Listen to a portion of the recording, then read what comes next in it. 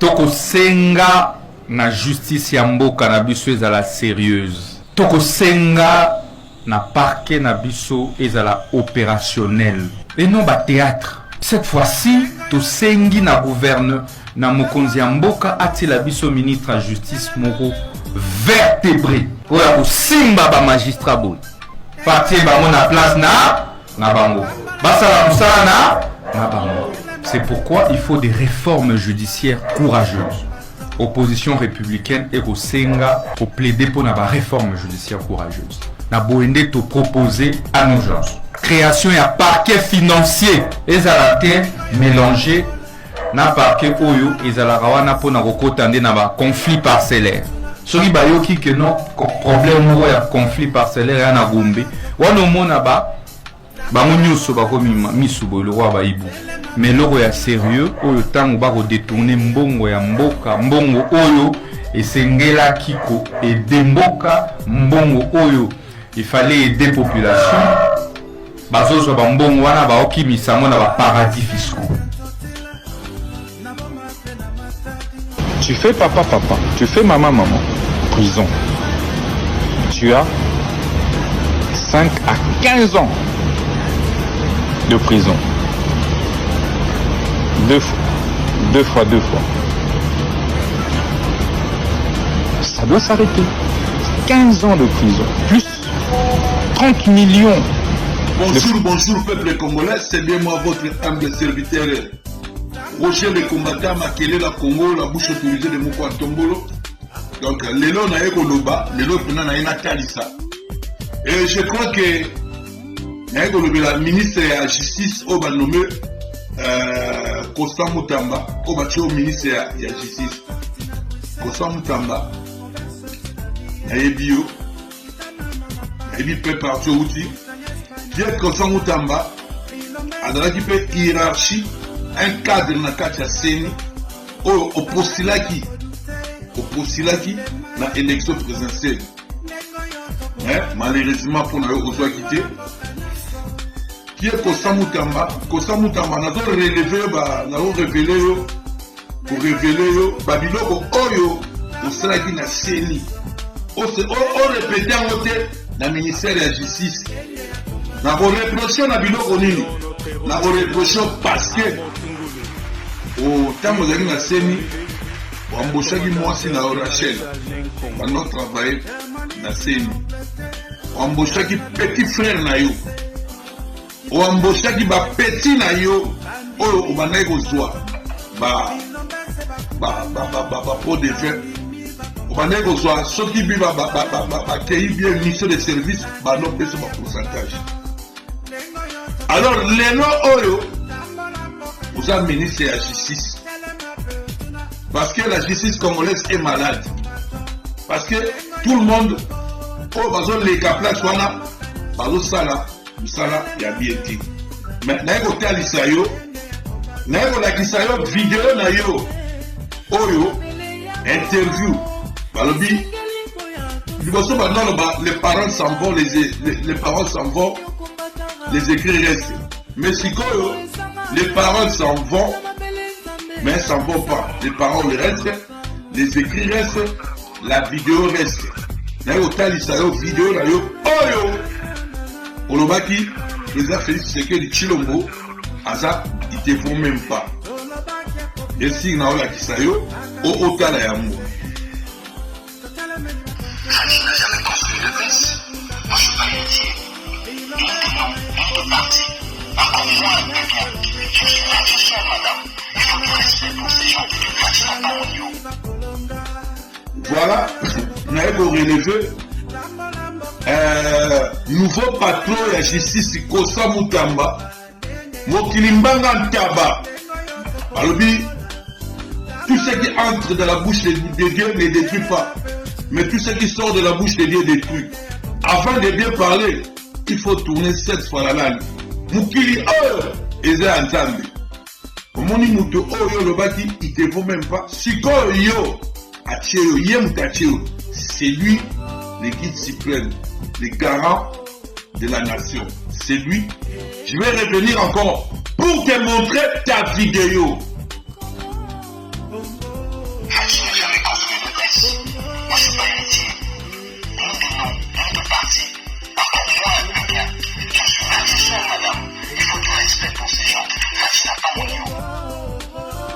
Voilà, c'est Roger le combattant.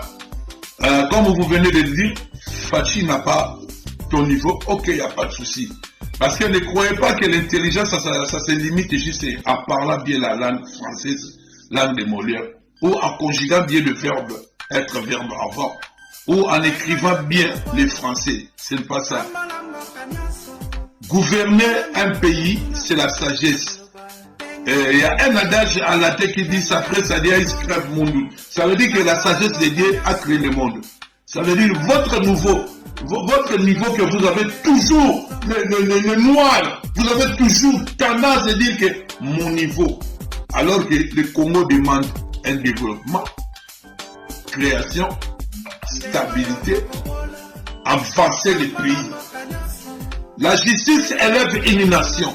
Je te dis, mais c'est Kossa Moutamba. Je ne vous ai pas manqué de respect.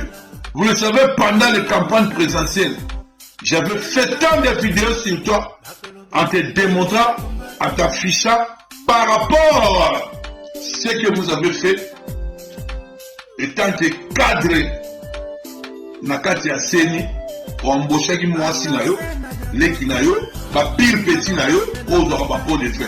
Je crois que il y a la continuité de Nakati ya ministère de la justice. Ça c'est Roger le combattant la bouche autorisée de Moukou Atombolo au petit na yo. Donc voilà, Roger le combattant. Mais là on t'a ça Kossa Moutamba. Moi je suis le communicateur privé de Fatih Betio Moukou Atombolo. Je suis la bouche autorisée de Moukou Atombolo et je suis le conseiller privé de Moukou Atombolo, nommé par moi-même article 0049. Donc, nous avons banga moutouté, mais nous avons respecté Batou. Donc, on n'a pas besoin de revoir encore la continuité des voleurs, la continuité de ce qui nous avons vécu au gouvernement ou l'équipe. Donc, on doit tourner la page. Parce que oh, vous deuxième mandat. Deuxième mandat, oh, on ne fait pas la fête. Donc, il n'y a personne qui va voler. Donc, sachez bien que Roger le combattant, j'habite dans le ministère de la justice. J'habite là-bas. Mes caméras sont là-bas. Ceux qui ont embauché au bassin, nabino bandeko, nabino bana nabino, non dénoncé. Nene au salaire qui n'a seni Kossa Moutamba. Naïka Kakou, au Talisayo, Roger le combattant, au venant petit à Moukou Atombolo défaté. À Kambo, dans un moment, HK au Yebi, HK au Boudé Goûté à Yebi.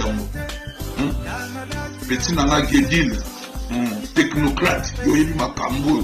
Donc, tout ça n'a pas aucun cas, lisse Nicolas, lisse. Batutu auto dévoilé qui, au Bazaki Maboko Milaï, Binobo Moni.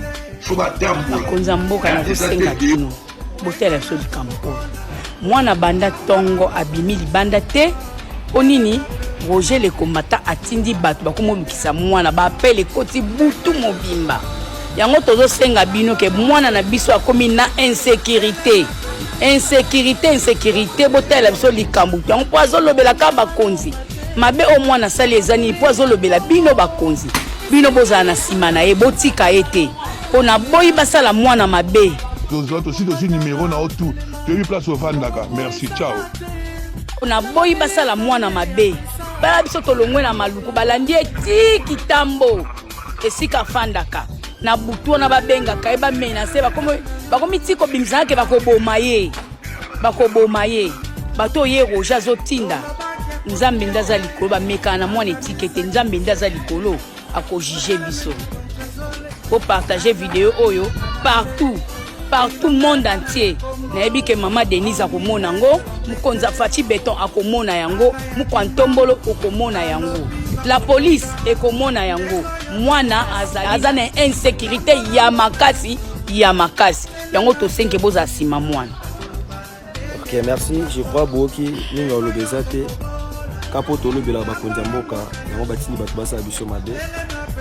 Karapo na hôtel Mela Roger na finga bakonza mboka na ngaba basa musala kitoko yango Roger atili bato basa na ngama mabe abengi ngai na ba numéro masqué.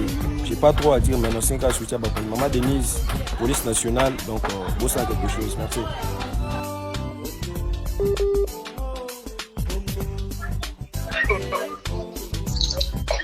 Allô? Oui, allô? Monsieur Roger, bonsoir. Ouais, Thomas Kazadi, ça va? Maître, mon frère, ça va. C'est l'avocat de monsieur Jules Carlos. C'est pas l'avocat de monsieur secrétaire général Perroquet? Oui, je suis l'avocat de monsieur le secrétaire général Missionke. Voilà. Ouais, ça tombe bien comme vous venez de m'appeler. Je vous ai appelé parce que normalement, bon, comme vous m'avez rappelé, c'est juste pour te dire que vous qui êtes le conseiller juridique de M. Perroquet, avec tout ce qu'il lui fait là-bas, de tous les détournements, toutes les femmes qui prennent de gauche à droite, et que soi-disant que non, c'est toi qui es derrière, qui le soutient aussi. Et c'est toi qui es devenu encore son petit de Bitinda et tout. Parce que moi j'ai reçu ton numéro. Pardon? Non. Il faut retirer ça, Moi je suis un grand avocat. Je suis un grand responsable. Mais si vous êtes un grand responsable, moi ça dépend si aujourd'hui. Mais vous m'avez appelé, non? Vous m'avez appelé? Roger, c'est moi qui ai appelé. Écoute, c'est moi qui ai appelé pour te mettre sur les rails. Parce que... Donc tu vas pas me mettre sur les rails. Tu vas mettre qui sur les rails là? Parle bien, je te dis, parle bien avec moi. Tu vas mettre qui sur les rails et tout. Toi, tu es en train de soutenir quelqu'un qui fait du mal et tout, quelqu'un qui détruit, qui vole l'argent de l'État, qui prend des femmes de gauche à droite, qui couche les femmes dans son bureau et tout. Et puis tu viens au lait. Tu m'appelais, je voulais te parler calmement, tu vas me mettre sur les rails. Et pourtant que moi je suis un Congolais, moi je suis la bouche autorisée de Moukwantombolo. Vous êtes en train d'encourager les mal. Hein? Quelqu'un qui est en train de détruire le budget, c'est quelqu'un qui est en train de voler l'argent congolais. Il couche, il prend des femmes, il couche dans son bureau. Et toi tu es là. Et il t'envoie pour aller chercher des femmes de gauche à droite. Et puis aujourd'hui tu m'appelles. C'est toi qui m'appelles, tu vas te dire que tu vas mettre sur les rails. Mais attention avec moi. Tu ne connais pas à qui tu as l'affaire et tout. Ouais. Tu as qui? Tu vas remettre qui? Tu parles à qui? Tu es un grand avocat. Toi, tu n'es pas un avocat. Toi, tu es un sapou. Je ne vais rien écouter. Je te dis, je ne vais rien écouter. Je ne vais rien écouter avec toi. C'est toi qui vas m'écouter. Dis à M. Perroquet. Dis à M. Perroquet qui ne joue pas avec moi. Je vous dis. Qui ne joue pas avec moi. Je vous ai dit, je suis partout avec vous là. Je suis rentré partout. Donc, caméra nanga eza partout na côté libino. Vous comprenez? Yo moko obengi ngai pour oloba na ngai nazo je vais rien écouter. Dia yebisa na menteur na yo Perroquet nenga zali wana. Omoni nzenga zali wana akolongwa. Bambongo tu oya yibi akolongwa. Yo zobenga nga po oloba na nga ba biloko pamba. Tata mubimba lokola yo na age na yo nengo zali wana conseiller juridique batindaka yo okende kozolaka ye bati sikoyo pa madame Okati. Omoni sikoyo, Okati sikoyo pale. Ngata bino na côté nokaki. Tata mubimba lokola yo. Thomas Kazali, avocat ya M. Perroquet. Perroquet tinda ko kozali basi de gauche à droite. Perroquet soka na mwasi na bilo, yo sikoyo ozokengela po muta kota te. Azo mais oyo oza avocat, oza safu. Safu. Na age na yo vraiment, na age na yo. Comment les lomna oza mukolo respecte-toi. Mais c'est Perroquet azo yiba bangongo. Donc ba détournement wasali, azo kota ba passeport. Ya mkuta na ambassade ya Canada kwa zola, ba visa. Na kile le numéro, na zala numéro ba passeport. Kala mingi te, omoni gel oya lukina ngai. Yelo ba ati sikoyo Perroquet atindi yo. Donc atindi yo mo bengi ngai bo ça va. Mais omeli pema. Yebi sa Perroquet. Boy. Lokola guerre oya lukina roger de combattant, guerre de aussi la tête, et kozala tinga li fobo. Alors dit que ti na li fobo. Pas comprendre. Yebi sa Perroquet, roger de combattant lobby. Yo tina ba c'est vrai que non na Belgique ba finanga. Non finanga monter. Moi je sais pas. Moi quand je viens c'est pour recadrer. Je na zoki pas sec na yi. Le siko la suite yo na bengi yo na ziote. Yo moko rappeler ngai. Donc voilà, lokola yo mo rappeler ngai. Perroquet atini yo rappeler ngai. Na bisi binobo ndanga po rappeler aussi makambo na mais il fallait que aussi ça makambo. Il fallait dire oyo kangai, oyo kingai ti na suka. To solo ata 20 minutes à 50 minutes. Tu go okimi Perroquet okima. Yebi sa Perroquet. Yebi sa yeke to kokuta na 119, to kokuta na mine cycle française, to kokuta na côté na yebi sikonda. Donc omoni ba hotel na yo akindaka na otangele mamo ba hotel na yo akindiki. Na otangele ba mbongo ya l'État ba futa ba fonctionnaire akolongwa. yo ozobenga lei o aza lei ya mokonzi ya mboka donc Pierroki azobaka aza lei ya mokonzi ya mboka depuis quand infolaire nga sikoyo aza la bouche autorisée de moko ya Tombolo monsieur Kazadi Thomas Kazadi ndenge nini na age na yo bo Pierroki atindaka yo il fallait opesa ke conseil metala na musala 9 étages oza na 18 basi oza na basi de gauche à droite croquer basi kokende na basi na botel